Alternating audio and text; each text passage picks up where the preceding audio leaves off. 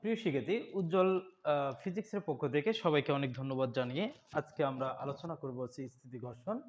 আমরা এই অধ্যায়টি শুরু করছিলাম নিউটনিয়ান বলবিদ্যা থেকে। আমরা HSC ফিজিক্স প্রথম পত্র অধ্যায় 4 অর্থাৎ নিউটনিয়ান বলবিদ্যা, ঘর্ষণ এবং ঘর্ষণ বল নিয়ে গত লেকচারে কথা বলা হয়েছে। আজকে আমরা খুবই গুরুত্বপূর্ণ একটি টপিকস নিয়ে কথা বলবো, সেটি হচ্ছে স্থিতি ঘর্ষণ। তাহলে এই স্থিতি ঘর্ষণ এই টপিকসটা এই অধ্যায়ের জন্য খুবই গুরুত্বপূর্ণ। তাহলে প্রিয় শিক্ষার্থী, আমরা আলোচনা আজকে করব হচ্ছে স্থিতি ঘর্ষণ। তা ঠিক আছে, কথা না বাড়িয়ে আমরা পুরো লেকচারে চলে যাব। আমরা গত লেকচারে ঘর্ষণ কি, ঘর্ষণ বল কি, বিভিন্ন প্রকার ঘর্ষণ সম্পর্কে শিখেছি। আজকে এগুলো নিয়ে আমরা বিস্তারিত আলোচনা করব। প্রথম পার্ট হচ্ছে আমাদের আজকে স্থিতি ঘর্ষণটা নিয়ে কাজ করব। তাহলে স্থিতি ঘর্ষণ আমরা গত লেকচারে দেখেছিলাম। তোমরা যারা লেকচারটি দেখোনি অবশ্যই লেকচারটি দেখবে যে স্থিতি ঘর্ষণ আমরা কাকে বলবো। ধরো এটি হচ্ছে একটি তল, এই তলের উপর একটি বস্তু আছে, এই বস্তুটার ভর হচ্ছে এম ভরে একটি বস্তু আছে। এখন বিষয়টা হচ্ছে আমার এই বস্তু এবং এই তল, এটি হচ্ছে বস্তু, এটি হচ্ছে একটি বস্তু। তাহলে এই বস্তু এবং তলের মধ্যে যদি কোনো আপেক্ষিক গতি না থাকে, অর্থাৎ আপেক্ষিক গতি যদি শূন্য হয়, আপেক্ষিক গতি যদি না থাকে, ওকে, তাহলে কি হবে? অর্থাৎ এই তলের সাপেক্ষে এই বস্তুটা স্থির যদি হয়, তাহলে এই বস্তুটা ওয়েট কাজ করবে কোন দিকে? নিচে। এমজি ওয়েট, এটি হচ্ছে আমাদের ক্রিয়া, অর্থাৎ W is equal two MG. এটাকে আমরা ক্রিয়া চিন্তা করতে পারি। আগে ক্রিয়া হয়, তারপর হয় প্রতিক্রিয়া। তাহলে এই ক্রিয়ার এগেইনস্টে এই তলটা এই ভরের বস্তুটিকে একটি আর বল দেবে, এটিকে আমরা বলবো অভিলম্ব প্রতিক্রিয়া। তাহলে অভিলম্ব প্রতিক্রিয়া। আর এই ক্রিয়া এবং প্রতিক্রিয়া পরস্পর সমান। তাহলে আমরা লিখতে পারি এখানে হচ্ছে আর ইজ ইকুয়াল টু এমজি, এই দুটো জিনিস কি হয়ে যাবে? সমান হয়ে যাবে। অর্থাৎ আমরা জানি ক্রিয়া এবং প্রতিক্রিয়া সমান এবং বিপরীতমুখী। তাহলে এম ভরের বস্তু এই তলের উপর আছে এবং এই বস্তু এবং তলের মধ্যে কোনো আপেক্ষিক গতি যদি না থাকে, তাহলে কি হবে? এই বস্তুর ভর এমজি কাজ করবে পুরো নিচের দিকে, অর্থাৎ তলটাকে এমজি পরিমাণ বল দেবে। আবার এই বস্তুটাকে এই তলটা তার বিপরীত দিকে সেম পরিমাণ বল দেবে, সেটিকে বলবো আমরা অবিলম্ব প্রতিক্রিয়া বল। এটি হচ্ছে প্রতিক্রিয়া আর এটি হচ্ছে ক্রিয়া। এখন দেখো, আমি যদি এই বস্তুটাকে এই দিকে বল প্রয়োগ করি, সে ধরো এই দিকে আমি বল প্রয়োগ করার চেষ্টা করলাম, তাহলে এই দিকে বল প্রয়োগ করলে এটি হবে আমাদের ক্রিয়া। আমি কালোটা করে ক্রিয়া দিয়ে রাখি। তাহলে এই দিকে যদি আমি বল প্রয়োগ করার চেষ্টা করি, এটি হচ্ছে আমাদের ক্রিয়া, অর্থাৎ প্রযুক্ত বল দেওয়ার চেষ্টা করি। যদি বস্তুকে গতিশীল করতে না পারি, অর্থাৎ এই বস্তুটাকে আমি বল প্রয়োগ করলাম, বস্তু যে গতিশীল হবে নট নেসেসারি। তাহলে একটি বস্তুকে গতিশীল করার জন্য একটি নির্দিষ্ট পরিমাণ বলের প্রয়োজন হবে। আর কতটুক বল প্রযুক্ত করলে বস্তু গতিশীল হবে সেটা পুরোপুরি এই বস্তুটার ভরের উপর নির্ভর করবে। যে বস্তুর ভর যত বেশি হবে, ওই বস্তুকে গতিশীল করতে গেলে বেশি পরিমাণ বল লাগবে। ধরো আমি এই বস্তুটাকে এই দিকে বল প্রয়োগ করতেছি, কিন্তু বস্তুকে গতিশীল করতে পারছি না। তার মানে কি?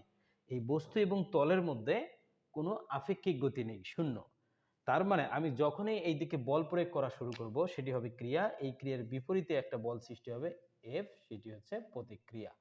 এই প্রতিক্রিয়াটা অ্যাকচুয়ালি এই বস্তুটাকে তার গতির বিরুদ্ধে বাধা দিচ্ছে।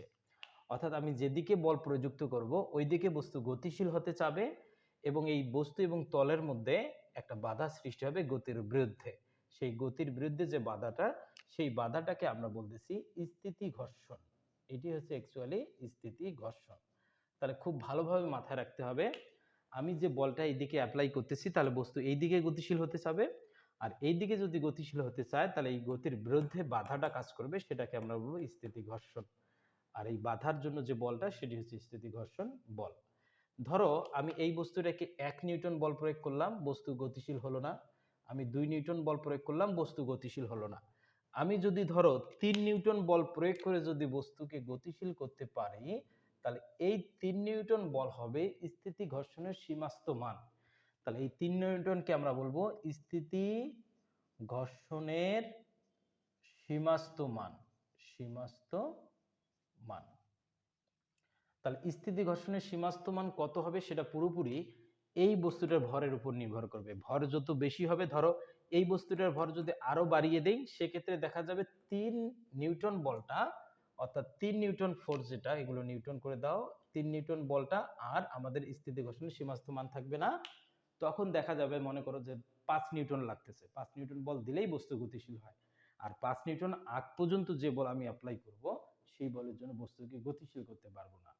তা ধরো এই বস্তুটার জন্য যদি 3 নিউটন স্থিতি ঘর্ষণের সীমাস্থ মান হয়, তাহলে 3 নিউটনের আগ পর্যন্ত আমি যে বলগুলো অ্যাপ্লাই করব, এই বলের জন্য বস্তু গতিশীল হবে না। অর্থাৎ এই বলগুলোর জন্য এদিকে গতিশীল হওয়ার উপক্রম হবে এবং গতির বিরুদ্ধে এই বাধাটা কাজ করবে। আর এটাকে আমরা বলবো স্থিতি ঘর্ষণ। তাহলে আমরা দেখতে পাচ্ছি স্থিতি ঘর্ষণটা পুরোপুরি কার উপর নির্ভর করতেছে? বস্তুর ভরের উপর নির্ভর করতেছে। অর্থাৎ বস্তুর ভর যদি বেশি হয়, তাহলে স্থিতি ঘর্ষণের মান বেশি হবে, আর স্থিতি ঘর্ষণের মান বেশি হলে তাকে একটু বেশি বল দিয়ে গতিশীল করার চেষ্টা করতে হবে। এখন বিষয়টা হচ্ছে দেখো, তাহলে আমরা এখন লিখতে পারি এই স্থিতি ঘর্ষণ সমানুপাতিক হচ্ছে আর। কেন? কারণ স্থিতি ঘর্ষণ বলটা যদি বস্তুর ভরের উপর নির্ভর করে, বস্তুর ভর বেশি হলে এমজির পরিমাণ বেশি হবে, আর এমজি বেশি হলে আর অবিলম্ব প্রতিক্রিয়া বল বেশি আসবে। একটু খেয়াল করবে, এটি হচ্ছে প্রতিক্রিয়া, এটিকে প্রতিক্রিয়া হিসেবে চিন্তা করতে পারো।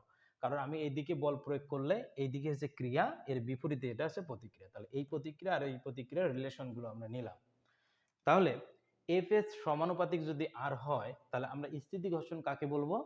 কোনো বস্তু এবং তলের মধ্যে যদি কোনো আপেক্ষিক গতি না থাকে, তখন ওই বস্তু এবং তলের মধ্যে যে ঘর্ষণটি কাজ করে তাকে আমরা বলবো স্থিতি ঘর্ষণ। আর গতির বিরুদ্ধে যে বাধার সৃষ্টি হয়, এই বাধার জন্য যে বল হয় তাকে আমরা বলবো স্থিতি ঘর্ষণ বল। আর এই স্থিতি ঘর্ষণ বল অবিলম্ব প্রতিক্রিয়া বলের সমানুপাতিক হয়। তাহলে এখান থেকে যদি আমি সমানুপাতিক চিহ্ন উঠিয়ে দিই, তাহলে আমাদের একটা ধ্রুবক লিখতে হবে। এই ধ্রুবককে আমরা লিখবো মিউ এস। এই মিউ এস কে আমরা কি বলবো একটু আমরা দেখি। সাইড চেঞ্জ করে আমরা মিউ এস এর মান বের করে নিলাম। মিউ এস মানে হচ্ছে এফ এস ডিভাইডেড হচ্ছে আর। তাহলে এই সমীকরণ হতে আমরা দেখতে পারছি এই মিউ এস হচ্ছে একটি ধ্রুব রাশি। কেন? কারণ স্থিতি ঘর্ষণের মানটা হচ্ছে একটা কনস্ট্যান্ট, আর হচ্ছে আমাদের আর অবিলম্ব প্রতিক্রিয়া বল হচ্ছে একটি কনস্ট্যান্ট। অর্থাৎ এই কনস্ট্যান্টকে এই কনস্ট্যান্ট দ্বারা ভাগ করলে মানটা পাওয়া যাবে কনস্ট্যান্ট। এটি কেন কনস্ট্যান্ট হবে? কারণ বস্তুর ভরের উপর এটি নির্ভর করে তৈরি হয়। এখন অবিলম্ব প্রতিক্রিয়া বলও কিন্তু আবার বস্তুর ভরের উপর নির্ভর করে। এম এর মান ফিক্স যদি হয়, অভিকর্ষ ত্বরণ ফিক্স, যার কারণে এই মানটা নির্দিষ্ট। তাহলে এই মিউ এস কে আমরা বলবো স্থিতি ঘর্ষণ গুণাঙ্ক। এটাকে আমরা বলবো স্থিতি ঘর্ষণ গুণাঙ্ক। তাহলে স্থিতি ঘর্ষণ গুণাঙ্ক তোমরা কাকে বলবে? স্থিতি ঘর্ষণ গুণাঙ্কের সংজ্ঞা তোমরা এই ইকুয়েশন থেকে দিতে পারো যে স্থিতি ঘর্ষণ বল এবং অবিলম্ব প্রতিক্রিয়া বলের অনুপাত একটি ধ্রুব রাশি হয়। এই ধ্রুব রাশিকে স্থিতি ঘর্ষণ গুণাঙ্ক বলে। তাহলে এখান থেকে এই ইকুয়েশনটা চাইলে তোমরা এভাবে লিখতে পারো, mu S is equal to, অর্থাৎ mu S is equal to F S এখানে থাকলো, এই আর মানে কি? আর মানে হচ্ছে এমজি, আমি এখানে এমজি বসিয়ে দিতে পারি। ঠিক আছে? এখন আমরা যদি ধরো এখান থেকে এফএস এর মানটা যদি বের করি, এই ইকুয়েশন থেকে যদি এফএস এর মান বের করি, আমরা লিখতে পারবো FS is equal to mu S R. স্থিতি ঘর্ষণ বল এই সূত্রের সাহায্যে বের করা যায়। যদি স্থিতি ঘর্ষণ গুণাঙ্ক দেওয়া থাকে এবং অবিলম্ব প্রতিক্রিয়া বল দেওয়া থাকে, সেক্ষেত্রে আমরা মিউ এস বের করবো এইভাবে। আবার এই ইকুয়েশন থেকে যদি আমি লিখি, তাহলে হচ্ছে কি মিউ এস, অর্থাৎ আর এর মানটা যদি বসিয়ে দিই এমজি, তখন ইকুয়েশন এত আসবে। তাহলে স্থিতি ঘর্ষণ বল কতটুকু হবে সেটা বের করার জন্য এই আমাদের সূত্র। অর্থাৎ স্থিতি ঘর্ষণ গুণাঙ্কের মান যদি জানি, ধরো একটি বস্তু স্থিতি ঘর্ষণ গুণাঙ্কের মান 1/√3, আর ওই বস্তুটার ভর যদি 5 কেজি হয়, সেক্ষেত্রে এই বস্তুর স্থিতি ঘর্ষণ কত হবে সেটা কিন্তু বের হয়ে আসলো, এত নিউটন। তাহলে আমরা বুঝে গেলাম। তাহলে যদি বলা হয় কোনো একটি বস্তু এবং তলের মধ্যে স্থিতি ঘর্ষণ গুণাঙ্ক 1/√3, বস্তুর ভর হচ্ছে 5 কেজি, সেক্ষেত্রে স্থিতি ঘর্ষণ বল কত কাজ করবে, জাস্ট এই মানটাকে 9.8 দ্বারা গুণ করবে, তাহলে মানগুলো বসিয়ে দিলে এই যে আমাদের স্থিতি ঘর্ষণ বল কত সেটা বের হয়ে আসলো। প্রিয় শিক্ষার্থী, এটি হচ্ছে আমাদের স্থিতি ঘর্ষণ এর পাঠ। আমরা স্থিতি ঘর্ষণ শিখলাম, স্থিতি ঘর্ষণ গুণাঙ্ক শিখলাম। এবার আমরা খুব সুন্দর একটা জিনিস শিখবো। আমরা যে জিনিসগুলো শিখলাম সেগুলো আমরা সূত্র উপরে লিখে রাখি। ধরো এখানে হচ্ছে আমরা মিউ এস যেটা পাইলাম, মিউ এস মানে হচ্ছে F S, F S divided হচ্ছে আর। এফ এস কেন দিয়েছি? কারণ স্ট্যাটিক ফ্রিকশন। তাহলে এখান থেকে আমরা চাইলে মিউ এফ এস এর মান লিখতে পারি মিউ এস আর, অথবা মিউ এস হচ্ছে এমজি। এই ইকুয়েশনগুলো আমরা পাইলাম, একটু লিখে রাখলাম। এখন একটু তোমরা দেখবে নতুন একটা টপিকস আমরা এখন পড়বো, স্থিতি ঘর্ষণ কোণ। আমাদের টপিকস হচ্ছে কি? স্থিতি ঘর্ষণ কোণ। তাহলে স্থিতি ঘর্ষণ কোণ আমরা কাকে বলবো সেটা এখন আমরা শিখব। তাহলে আমাদের এখন টপিকস হচ্ছে কি স্থিতি ঘর্ষণ কোণ। তাহলে প্রিয় শিক্ষার্থী, স্থিতি ঘর্ষণ কোণ অ্যাকচুয়ালি আমরা কাকে বলবো একটু দেখি। দেখো, এটি হচ্ছে স্থিতি ঘর্ষণ বল, এটি একটা প্রতিক্রিয়া বল, এটি একটা হচ্ছে প্রতিক্রিয়া বল।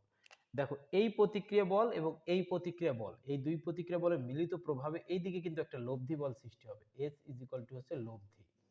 তাহলে এই লব্ধি বলটাকে আমরা কার লব্ধি বল বলবো? স্থিতি ঘর্ষণ বল এবং অবিলম্ব প্রতিক্রিয়া বল। তাহলে এই অবিলম্ব প্রতিক্রিয়া বল এই দিকে কাজ করে আর স্থিতি ঘর্ষণ বল এই দিকে কাজ করে। এই দুই বলের মিলিত প্রভাবে আবার এই দিকে একটা বল সৃষ্টি হবে, সেটি হচ্ছে আমাদের লব্ধি। এই এস কে আমরা বলবো স্থিতি ঘর্ষণ বল এবং অবিলম্ব প্রতিক্রিয়া বলের লব্ধি। তাহলে স্থিতি ঘর্ষণ বল এবং অবিলম্ব প্রতিক্রিয়া বলের লব্ধি এই অবিলম্বের সাথে যে কোণটা তৈরি করে সেই কোণটাকে আমরা বলবো স্থিতি ঘর্ষণ কোণ। তাহলে এই কোণটার নাম হচ্ছে স্থিতি স্থিতি ঘর্ষণ কোণ। যদি তোমাদেরকে বলা হয় স্থিতি ঘর্ষণ কোণ কাকে বলে, তোমরা বলবে স্থিতি ঘর্ষণ বল এবং অবিলম্ব প্রতিক্রিয়া বলের লব্ধি অবিলম্বের সাথে যে কোণ উৎপন্ন করে তাকে আমরা স্থিতি ঘর্ষণ কোণ বলবো। ওকে, তাহলে দেখো, আমরা এস যদি এফ এস এবং আর এর লব্ধি হয় তাহলে এস কে আমরা দুইটা উপাংশে বিভাজিত করে দিতে পারি। বিষয়টা হচ্ছে এরকম, এখানে যদি আমি ডায়াগ্রামটা নেই, ধরো এটি হচ্ছে আমাদের সেই বস্তু, এই দিকে হচ্ছে আমাদের আর হচ্ছে প্রতিক্রিয়া বল, আর এই দিকে হচ্ছে আমাদের হচ্ছে এফ এস স্থিতি ঘর্ষণ বল। এই দুই বলের লব্ধি হচ্ছে আমাদের হচ্ছে কে, এই দুই বলের লব্ধি হচ্ছে এস। এস মানে হচ্ছে লব্ধি। তাহলে দেখো, এই লব্ধি অবিলম্বের সাথে কত কোণে আছে? অবিলম্বের সাথে থিটা কোণে আছে। এই থিটাকে আমরা বলবো স্থিতি ঘর্ষণ কোণ। ওকে, তাহলে আমরা চাইলে এখন এই এস কে দুইটা উপাংশে ভাগ করে দিতে পারি। আমরা জানি কোনো একটি বল যার সাথে কোণ করে থাকবে ওই দিকে তার একটা উপাংশ কাজ করবে। তাহলে এটি যদি লব্ধি হয়, অবিলম্বের সাথে থিটা কোণে আছে, তাহলে লব্ধির এই দিক বরাবর একটা উপাংশ হবে এস কস থিটা, অর্থাৎ এটি যার সাথে কোণ করে থাকবে ওই দিকে যাবে তার কস থিটা। তোমরা এভাবে জানতে আর কি বিষয়টা। ধরো এটি যদি একটি বস্তু হয়, এই দিকে যদি কেউ বল প্রয়োগ করে আর এই কোণটা যদি থিটা হয়, তাহলে এফ বলের এই দিক বরাবর একটা উপাংশ থাকে। এখান থেকে যদি আমরা লম্ব অঙ্কন করি তাহলে এখান থেকে এতটুকু উপাংশ হবে আমাদের এফ কস থিটা, আর এই দিকে একটা উপাংশ পাবো এখান থেকে লম্ব অঙ্কন করলে এতটুকু উপাংশ, সেটি হচ্ছে এফ সাইন থিটা। এগুলো আমরা জানি, ওটি অ্যাপ্লাই করতেছি এখানে। তাহলে লব্ধি যার সাথে কোণ করবে ওই দিকে যাবে একটা তার উপাংশ এস কস থিটা, আবার এই দিকে একটা উপাংশ কাজ করবে হচ্ছে কত এস সাইন থিটা। তাহলে এই ডায়াগ্রাম থেকে আমরা লিখতে পারি F S is equal to হচ্ছে S sine theta. S sine theta কেন এটা আমরা লিখলাম?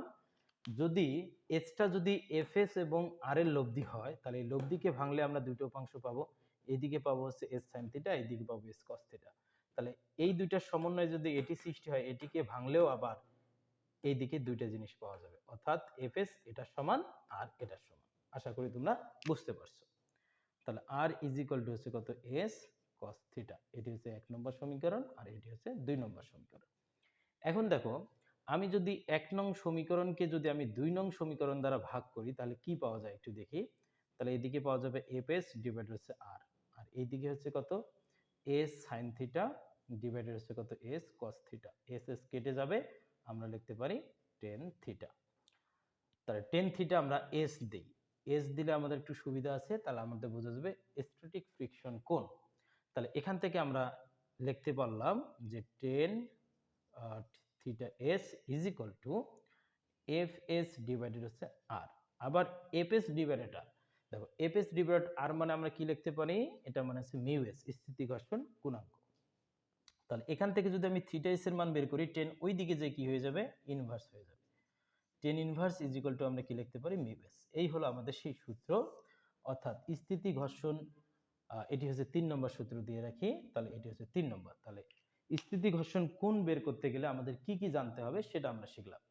প্রিয় শিক্ষার্থী দেখো, স্থিতি ঘর্ষণ কোণ মানে হচ্ছে যদি স্থিতি ঘর্ষণ গুণাঙ্কের মান জানা থাকে তাকে টেন ইনভার্স করলে স্থিতি ঘর্ষণ কোণ কত সেটা বের হয়ে আসবে। তাহলে এবার আমরা আরেকটা কাজ করব, এবার যদি আমরা এই ইকুয়েশনটাকে যদি আমি বর্গ করে যোগ করে দিই তাহলে কি হয় একটু দেখো।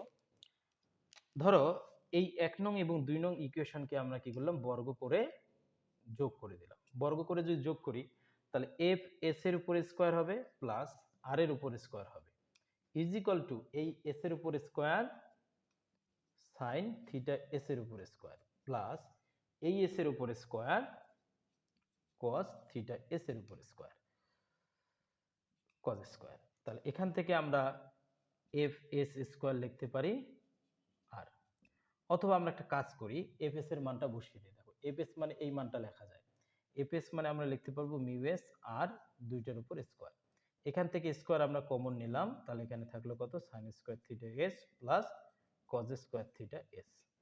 তাহলে এটা মানে কি, এটা মানে হচ্ছে মিউ এস এর উপর স্কয়ার আর এর উপর স্কয়ার প্লাস আর এর উপর স্কয়ার। তাহলে এটি হচ্ছে এস এর উপর স্কয়ার, আর sine square plus cos square theta মানে হচ্ছে 1। তাহলে এখান থেকে যদি আমি এস এর মানটা বের করি, এস মানে কি হবে, এইদিকে রুট করে দেব, রুট করে যদি দেই তাহলে আমি লিখতে পারি মিউ এস এর উপর স্কয়ার আর এর উপর স্কয়ার প্লাস আর এর উপর স্কয়ার। এখান থেকে যদি আরেকটু সলভ করি, আমি ভিতরে আর স্কয়ার যদি কমন নেই, তাহলে আর স্কয়ার থাকবে কি মিউ এস স্কয়ার প্লাস 1। তাহলে এখান থেকে আমরা যেটা লিখতে পারবো এখন, এস ইজ ইকুয়াল টু বর্গরুট ক্যান্সেল হলে শুধু আর থাকবে, আর মানে রুট ওভার মিউ এস এর উপর স্কয়ার প্লাস হচ্ছে 1। প্রিয় শিক্ষার্থী, এই যে আমরা যে জিনিসটা পাইলাম, এই জিনিসটাই হচ্ছে আমাদের অ্যাকচুয়ালি স্থিতি ঘর্ষণ বল এবং অবিলম্ব প্রতিক্রিয়া বলের লব্ধি। স্থিতি ঘর্ষণ বল এবং অবিলম্ব প্রতিক্রিয়া বলের লব্ধি। অর্থাৎ এখানে একটু দেখতে কষ্ট হচ্ছে, তার মানে এখানে যদি আমি লিখি, ধরো এস ইজ ইকুয়াল টু পাইলাম, এই বর্গরুট ক্যান্সেল হলে এখানে শুধু আর থাকবে, রুট ওভার এই যে মিউ এস এর উপর স্কয়ার প্লাস 1। আবার এই আর মানে কি লেখা যাবে, আর মানে এমজি লেখা যায়। অর্থাৎ এই যে এই সূত্রের মাধ্যমে আমরা কি বের করতে পারবো, এই সূত্রের মাধ্যমে স্থিতি ঘর্ষণ বল এবং অবিলম্ব প্রতিক্রিয়া বলের লব্ধি মেজারমেন্ট করা যাবে। অর্থাৎ যদি বস্তুর ভর দেওয়া থাকে, স্থিতি ঘর্ষণ গুণাঙ্ক দেওয়া থাকে, তাহলে এই সূত্রের মাধ্যমে তোমরা স্থিতি ঘর্ষণ বল এবং অবিলম্ব প্রতিক্রিয়া বলের লব্ধি কত হবে সেটি বের করতে পারবে। প্রিয় শিক্ষার্থী, আজকে এই পর্যন্ত থাকলো। আশা করি তোমরা সবাই বুঝতে পারছো। স্থিতি ঘর্ষণের পাঠটা মোটামুটি শেষ হয়ে গেল। নেক্সট লেকচারে আমরা গতি ও ঘর্ষণ নিয়ে কথা বলবো। এই লেকচারটির কোনো অংশ যদি তোমাদের বুঝতে কোনো সমস্যা হয়, তাহলে অবশ্যই কমেন্ট সেকশনে কমেন্টে জানিয়ে দেবে, আমরা ওই অংশটা আবার বোঝানোর চেষ্টা করব। আর ভিডিওটি যদি ভালো লাগে তাহলে অবশ্যই লাইক শেয়ার এন্ড কমেন্ট করতে ভুলবে না। আর অবশ্যই এই চ্যানেলটা সাবস্ক্রাইব করে রাখবে, কারণ এই চ্যানেলে ফিজিক্স প্রথম পত্র এবং দ্বিতীয় পত্র সকল বেসিক্স লেকচার তুমি এই চ্যানেল থেকে পেয়ে যাবে। এবং তুমি যদি একাডেমিক এবং অ্যাডমিশন, একাডেমিক ফাইনাল প্রস্তুতির জন্য রিভিশন ব্যাচের ক্লাসগুলো পাবে, এবং তুমি যদি বুয়েট, রুয়েট, কুয়েট, চুয়েটে প্রিপারেশন নিতে চাও, অর্থাৎ ইঞ্জিনিয়ারিং যদি ভর্তি প্রস্তুতি নিতে চাও, তাহলে এই চ্যানেল থেকে তোমার ফিজিক্সের যে ভর্তি প্রস্তুতির যেটা প্রয়োজনীয় জিনিস লাগবে, সব জিনিসগুলো এখান থেকে পেয়ে যাবে। অর্থাৎ চ্যানেলের সাথে থাকো, আশা করি এখান থেকে অনেক ভালো কিছু ফিজিক্স শিখতে পারবে। ধন্যবাদ সবাই।